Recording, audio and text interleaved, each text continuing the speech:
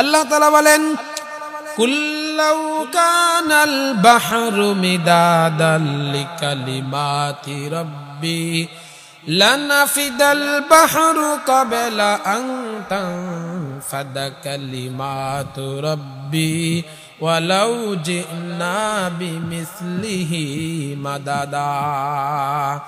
আল্লাহ রাব্বুল আলামিন এই কোরআনে কারিমের আয়াতের মধ্যে বলেন, এই কোরআনে কারিমের আয়াতটুকু হলো কোরআনে কারিমের সূরাতুল কাহফের শেষ অংশ।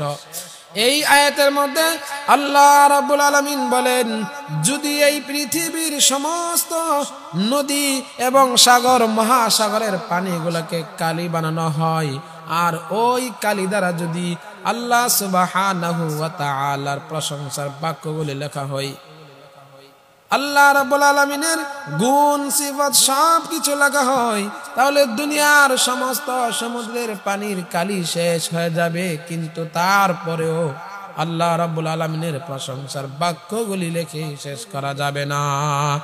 এই জন্য আল্লাহ বলেন কুল্লাউ কানাল বাহরু মিদাদাল লিকালিমাতি রাব্বি লানাফিদাল বাহরু ক্বাবলা আন তানফাদা কালিমাতু রাব্বি ওয়ালাউ জিনা বিমিসলিহি মাদাদা।